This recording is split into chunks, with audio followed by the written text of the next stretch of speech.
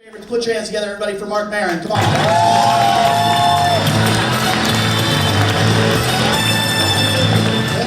Thank you. Keep it going for Eddie F. He's really taking the need for approval to new levels. I'm kidding, man. I love you, Eddie. Even if you did the weird handshake with the. Did you like this thing? You know, the first time some guy did that to me, I had no fucking idea how to respond. Here's what I did. This was the most embarrassing thing. He does this, and I went.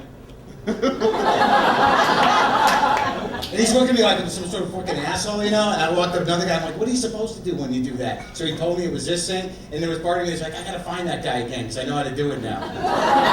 Which would have been even more pathetic. Dude, come on, do it again. Do it again. How are you folks? Everything all right? Yeah. Good for you. That's good. I'm not gonna make fun of you. I got nothing to say. I'm not gonna judge you. You just sit there and be who you are, all right? Good, all right.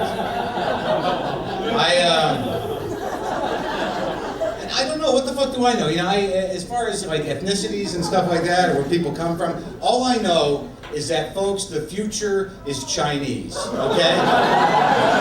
Now you gotta get used to it, because this is real. The future is Chinese, and I don't know fucking anything about Chinese people, all right? But I am fascinated with Chinese people. And of course with me, the fascination always starts with food, okay? Have you ever been to Chinatown and looked at Chinese groceries and you see the baskets and the crates full of shit out front, and you have that moment you're like, what the fuck is that? Is that a fish? Is it a plant? Is it a bug? Is it a rock? Does it grow in the ground? What the fuck do you do with that? What is that? And I wonder how many times Chinese grocers see white people holding shit up going, oh dude, what the fuck? What is that? Now you have to understand, the Chinese have been around as a culture for thousands of years, and I just don't know anything about them because I don't have any Chinese friends. When was the last time you sat down with a Chinese guy and just said, hey dude, what the fuck's going on? Where are we at with this? I'm serious, can you give me a brief history? What the fuck's happening? You don't, it doesn't happen, right? And then I started thinking, all right, not only is the Chinese future economic, it's already that. All of our national debt is to China. They own America. It's true, we are all outsourced Chinese labor. Yes. Apparently our job is to buy shit. I'm not sure, but I think that's our job. And here's the other thing I realized, that the Chinese, not only economically, they're the only culture prepared environmentally for the future. Hear me out. If you read the research, if global warming continues, apparently all that's going to be left in the ocean is prehistoric toxic algae and mutant jellyfish. And if you think about it, the Chinese are really the only culture that knows how to prepare that stuff properly.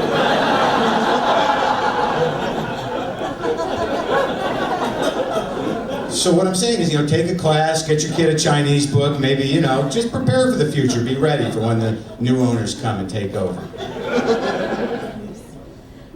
I spent the entire day almost going to the gym.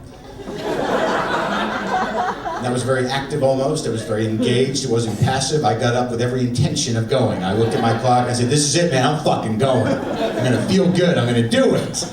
And then you kind of wallow around for a few hours. Then you get into that weird zone where you actually look at your watch saying shit like, fuck, I've only got 3 hours. It's gonna take me 10 minutes to get there. I don't think I'm gonna be able to do it, because I gotta come home. No, fuck, I don't think I'm gonna make it today. Do you ever put your gym clothes on just to give yourself a little momentum? Like I'll suit it up. Here I go, and get to the door and just go, what the fuck is wrong with me? Why can't I leave my house? And then go back into your house and masturbate and rationalize it as exercise. Anybody? Where you're just sitting there going, well, you know, I got my heart rate up, you know, and I still got my sneakers on, so I think it counts. And I'm exhausted. I think it's time for a shame nap. Some people understand the shame nap. Some people don't. It's a very specific thing. There's a couple of kinds of naps. There's the shame nap, and there's the self-hate nap. Now, the shame nap has to follow something that you think is shameful. But the self-hate nap, that can fucking happen anytime. You can wake up and within a half hour of being awake, just go, what the fuck is wrong with me? I'm a fucking asshole. Look at me. How'd this fucking happen? Jesus, I'm exhausted. Gotta rest up. I need energy to hate myself later. I got that thing. You guys are pretty good. I thought it was gonna suck. just sitting back there seething for no reason. You ever do that where you just seethe? Last show, there was some group of women here that were all drunk and divorced and fucked up and they were kicked out. No, that's not the good part. The good part, apparently one of them went out in the front of the club, just squatted in the street and pissed. How fucked up do you gotta be to where that's okay in your head? Where you're just sort of like, hey, like if I were that fucked up, I could just do it on stage and go like, no one's really looking at me. I'm getting away with this is cool. I had to go. Of course she was divorced. Maybe I'm being a little condescending, I don't know. Jeff Ross was talking about airplane security, and I find it fascinating what people will let themselves go through if they're frightened. What we will allow if we're frightened. It's fucking amazing. It's going to get to the point where you're going to go to airport security and they're just going to go, could you just take off all your clothes? And they're going to issue you like a smock, like you get at the doctor's office. And people are going to be like, what the fuck is this? Like, new policy. You pick up your clothes when you land. It's cool. It's just a new way that we're doing this. And then they're going to put you in a machine. It's going to dust you. It's going to anally probe you. And I swear to God, for the first couple weeks of this policy, people will be on the plane going, this is fucked up. What, this is bullshit. My ass is bleeding. What the fuck is this? And other people will be like, no, it's fucked up. And then one asshole's going to go, oh, I guess no one cares about national security, huh? And everyone's going, oh, fuck, I guess he's right, you know? And then after about 3 months of it, people are going to be on the plane and their smocks going, you know, they fixed those machines. My ass doesn't hurt at all. And they give you a lollipop now. I think it's not that bad, really. They mixed up my shoes the last time. I hope I get my shoes.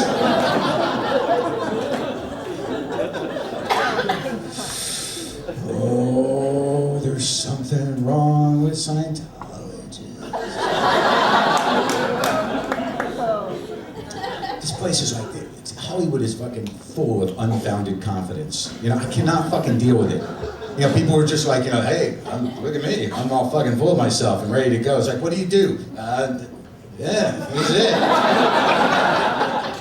got it all going. This is the whole thing right here.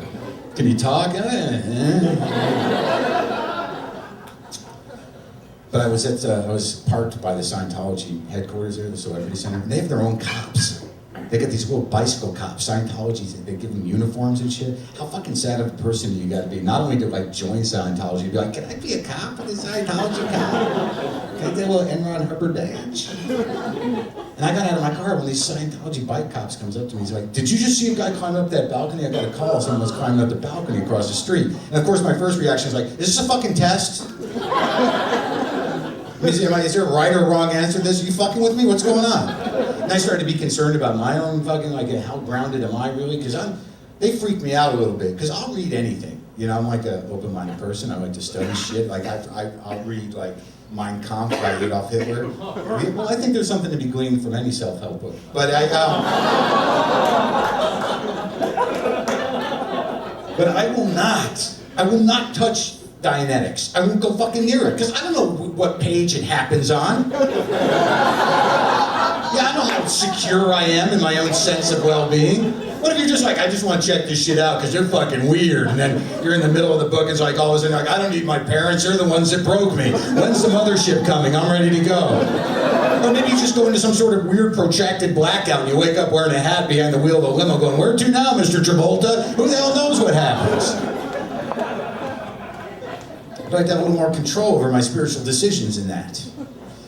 I don't believe in any specific God. I choose to go through life filled with dread, panic, and fear, because I think that's more realistic. I just don't like the sense of peace of mind that people get from deluding themselves with fucking God. You know, I'd rather wake up going, fuck, what the fuck? You know, because to me, that mixed with coffee is clarity. You know? I'd much rather that than try to convince myself that if I'm good, I get to have wings and fly for eternity when I die. That seems fucking ridiculous. But I don't want to mock the myths that define any of you. I just want to just give my 2 cents. I'm not judging anybody. You should look at me and say, thank God I'm not him, because I don't fucking have the courage to go through life with that much dread and fear and panic. You hear what I'm saying? And I'm not knocking Jesus. I think he was one of the great Jew magicians.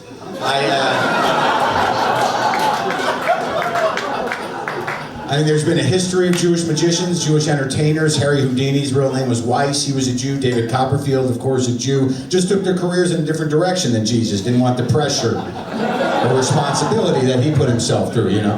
I don't have a point to this. I think what I'm saying is really that, yeah, Jesus could walk on water, but if he fell in wearing a straitjacket, could he get out?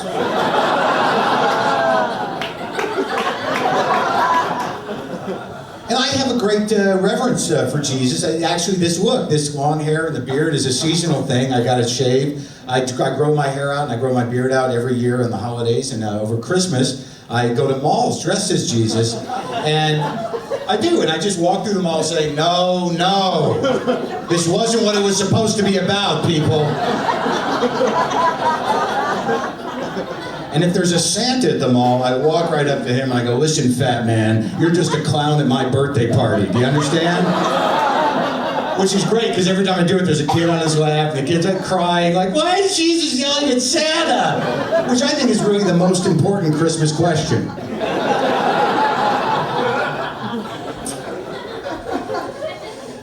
You know, do what you want. You know what I mean? Whatever. It's like, I don't know. Yeah, I guess some people are better off with religion. I don't fucking know. It just seems that even if you believe a little bit, you have to fucking delude yourself a little bit. You have to sort of suspend disbelief in order to believe, which means you make yourself stupid a little.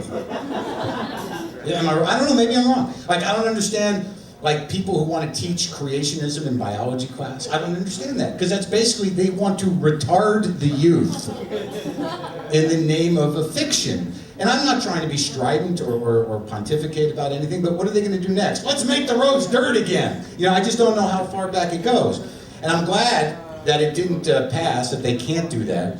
And I'm also, I find the argument with creationists is always fucking disconcerting, because it's always the same thing. They're always like, hey, you know, evolution doesn't explain everything. You know, it's just a theory. Evolution's just a theory. And I'm always thinking, well, thank goodness gravity's a law, you know? In order to disprove that, you'd have to be able to fly. And that doesn't happen until after you die, if you're good, right? Am I understanding it properly? And then there's this part of it, like, well, it's so complicated. Look around, everything's so complicated. And that means there must be some intelligent designer. Isn't that sort of like saying, I don't understand it. It must be magic. If there's an intelligent designer, human beings were the Pinto off of that assembly line. You know, God made too many and said, fuck, I made too many to recall, and they all had this built-in self-destruct thing in them. I don't know what the fuck's gonna happen. And maybe a few of them will believe in me and stop some of it. Oh, that'll probably cause more trouble. You guys are good, but when you stop, you stop. Which is cool, you know what I mean? I think, you know, we can kind of kick back and relax. You've seen a lot of comedy, you've had a lot of big laughs. Now it's time for a guy to just come up here and slowly drain you of your life force. Because to me, that's entertainment. You know what I mean? You know, you want to just laugh lightly, kind of like, aha, yay, it's got an ice cream. If you want to fucking, you know, do that kind of laughing, I'm not really the guy. If you want to laugh that, like, you know, laugh that could almost become crying really easily, that's really what I'm looking for. To me, that's the kind of laugh that means something, when you're like, what the fuck? Because, you know, like, how anyone can walk out of a show and go, that was really funny. But to walk out of a show and goes, I'm fucked up and exhausted. What the fuck was that guy's problem? That, to me, is your money's worth. You know what I mean? It resonates. Like, I don't want you thinking about my jokes tomorrow. I want you to go, God, this is fucked up. I want you to live my life for a few minutes. And I don't care if you don't like me, some of you. Well, I'll pretend like I don't care. Part of me cares, but I have to fight that part of me, because that part of me is a pussy. I think if everybody likes you, what kind of spineless, empty fuck are you? Do you understand? Really. I mean, if you don't, I believe that if you don't have at least 2 people out in the world saying this about you, oh, I know that guy. That guy's a fucking asshole. If you don't have those 2 people out there, you really haven't made an impact in your life. See that? The happy laughter and applause of assholes having a moment where they can feel proud and okay about being marginal and not having everybody like them, you know? Everyone who didn't laugh at that joke, victims of assholes. See, that's a different laughter. That's a, I'm sorry. That's the weird, pained, frightened laugh of codependency that only some of you will understand. Oh, my dad, oh no, my mom. Yeah, my mom. My mom calls me up, she goes, she likes to talk politics, because I can talk politics sometimes. And she calls me up, she goes, she says, this is beautiful. She goes, so, what do you think of that new guy? What's his name? Sabu? And I'm like, Barack Obama? She's like, yeah, Barack Obama. Now, I don't know what's more disturbing, her saying Sabu, or me knowing exactly who she was talking about. Sabu's not even like it's not even a racial thing, really. The guy, I think, was an actor in the 30s. He played Gunga Din, which was obviously referenced earlier from Jeff Ross. What culture do you come from? You're Indian. See, fucking Indian's great. It's another thing I have a limited knowledge of. I'm a huge fan of Indian food, you know? But I'm incredibly naive about the culture and the class system and the different types of Indians there are. And there's always been some part of me, because there's a naivete that I have, like when I heard that Pakistan and India were having problems and that Pakistan had a bomb and India had a bomb, there was part of me like thinking to myself, like, why are they fighting? They have such great breads. You know, they share these chicken dishes. I don't know how the hell there can be that much trouble. You know what I mean? Like, I'm just so fucking food-oriented. I know, exactly. Why can't we just sit down and have them bring some paratha out and some garlic naan and talk this over? How deep can these problems run, really? And then those nice, interesting relishes to take a few times to get used to. Maybe that's the problem. There's a difference in the Indian pickle and the Pakistani pickle that fuck with people, yeah. Those are weird, man, those pickled limes and mangoes and stuff. And the first time you eat them, you're like, what the fuck? And then the next time you go, you're like, let me do it again. Let me try it again. And then the next thing you know, you're the only guy at the table eating these, and you're going, come on, try one. And everyone thinks you're a fucking weird asshole, because I don't even know where I'm going with that. I guess I'm saying good for you with the Indian thing. And if you can, you know, fucking, buzz a buddy in Pakistan, tell him to fucking cool it, tell him to chill a little bit. A lot of fucking things coming out of Pakistan that are not healthy. I talked to a guy from Afghanistan around the corner, a guy who owns cigar shops from Afghanistan. Maybe we should get a little fucking peace conference going. Get an Indian guy, Pakistani guy, and an Afghani guy. If anything, we could figure out a way how to bring a lot of heroin into the country.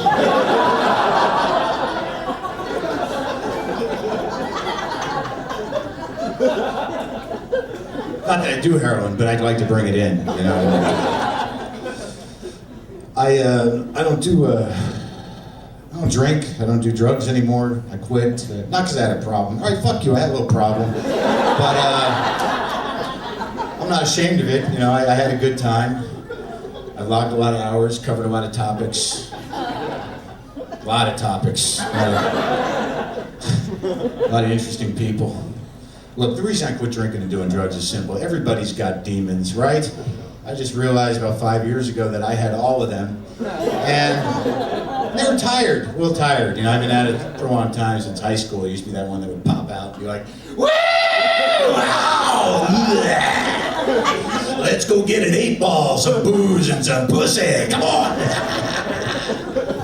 Who wouldn't go with that guy? That guy was my best friend for 20 years. Then about 5 years ago, he comes out, he's like,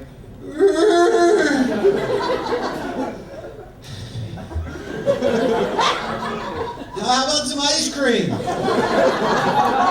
And a porno, that'd be good. And then some Sleepy Steve. So I'm tired, man. This all night shit has got to stop. You're too old, asshole. There's something touching about a sad, tired demon sitting on a couch with a pint of Ben & Jerry's Chunky Monkey, just trying to milk an 8-ball's worth of fun out of a fucking pint of ice cream. You know what it's like to have those kind of expectations at a dessert, man? And who would have known when I was 25 years old sitting over a mountain of cocaine saying, I'm never gonna die, and I understand everything.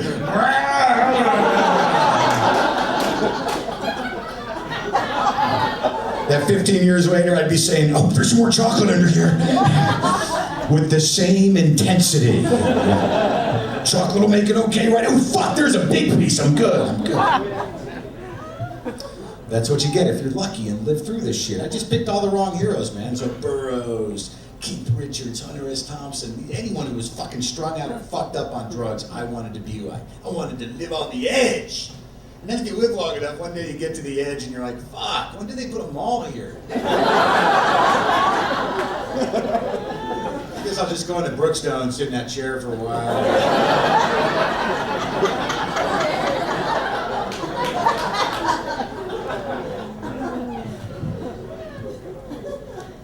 I don't judge people who do drugs, you know. It's like, have fun, enjoy yourself, don't hurt anybody. I've always felt bad for people who get tested for drugs where they work or in the military, you know, because I think not only is drug testing unconstitutional, I think it's cheating. I mean, the way I figured, if you can't tell I'm high by looking at me, I fucking win.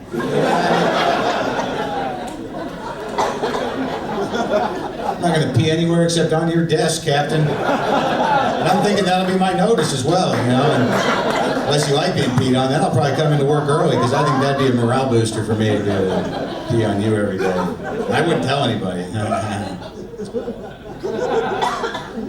I think there are some jobs you should be able to get high before you go. It should be in your understanding with your employer. I mean, fuck. Let's say you got to take a couple of totes just to muster up the dignity to wear the stupid little hat all day. You should be able to get high. And if your boss says, are you high? You should be able to go, fuck yes, I'm high. Look at me. Hello, how are you? Remember the hat, fuckface? Huh? Can you do your job high? Hey, you know what? I can't look. I got both baskets going in the fryer-later here. I'm a fucking genius. Look at me go. Why don't you get off my ass? How would that be, huh? I'm back here watching my dreams bubble away in fat, motherfucker. Why don't you go pester someone who works a register? They need to talk to other people. They need to fuck alone, all right? Yeah. Hey, don't go yet. Watch this. Whoa, look at that. Rise her up. If you need me, I'll be out back getting high so I can fucking live with myself. My little green hat and my stupid apron, you cocksucker. What did I just say? I meant to say I'm going to take a break for 5 minutes. Did something else come out? I'm sorry.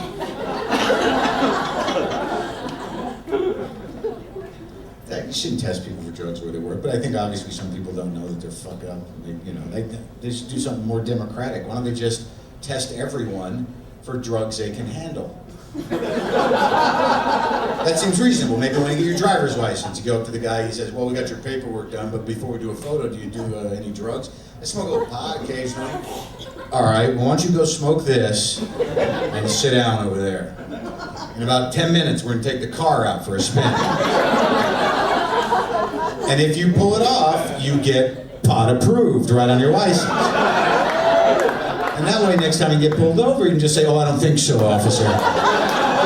See, that's a pot approval stamp right there, my friend. See that right next to it? That's me, bro. I'm legally allowed to do 25 and a 55, my friend, so why don't you back off, Fuzz? A classic. You all right back there? People who come see me all the time to do anything that might interest you? Anything new? Yeah? You all right? Oh, thank you. And you down there, you're fans too. You all right? All right. Gotta please the people that keep coming to see you over and over again. Throw one new thing or two in there. Or else they're like, what the fuck is wrong with it? Actually, I'm sorry, you people have never seen me. I just made all of that stuff up.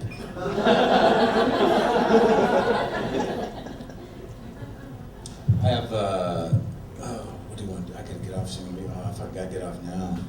It's been a nice time though. Now I'll keep going for a second, just because you said so. That's how much power you wield in this small world. Keep dancing, monkey. You can go to I say so. Make some more funny. part of me wants to say, hey, fuck you, but the other part of me is like, yeah, all right, buddy, I can fucking help you out. That's the line I ride, man. I have this wife. Second wife. I had one before. That had to stop. That was fucking ridiculous. It wasn't ridiculous, but yeah, I'm a Jew and she was a Jew, and if you're a Jew and you marry a Jew, it's just fucking horrible. It is, because everything you hated about going home is now in your house. But some people find that comforting. It's really a judgment call. It's up to you. For me, it was no good. Now I have a German wife. Hey, you want to fight the fight, you know what I'm saying? They've got a new strategy now. They're killing one Jew at a time, apparently. Very slowly. It's not true. I'm the fucking asshole in this relationship. She's nothing but an angel. Well, that's fucking pushing it. She's actually got a grandmother who has a German accent. And even for a Jew who's not Jewy like myself, that's a little fucking freaky. The German accent's always fucking freaky. Because it's been ingrained in my head that, German bad killed many, I know it's a hard thing to hang on new Germans. These are new Germans, they're not old Germans. But, her grandmother's an old German, And I was in conversation with her, and she actually used the word Juden, which was fucking brutal. Yeah. We're talking about comedy, and I'm like, Alan King, you like Alan King? She said, no, I just don't like Alan King. Not because he was a Juden. I'm like, what the fuck did she just say? And then they've got the weird, old photographs, the family photographs with the questionable uniforms. That was the Boy Scouts, really? Was the Boy Scouts? Or skulls on the epaulets? I'm not sure. Giving merit badges for prying gold fillings out of Jews' mouths. That's a heavy closer. Hey,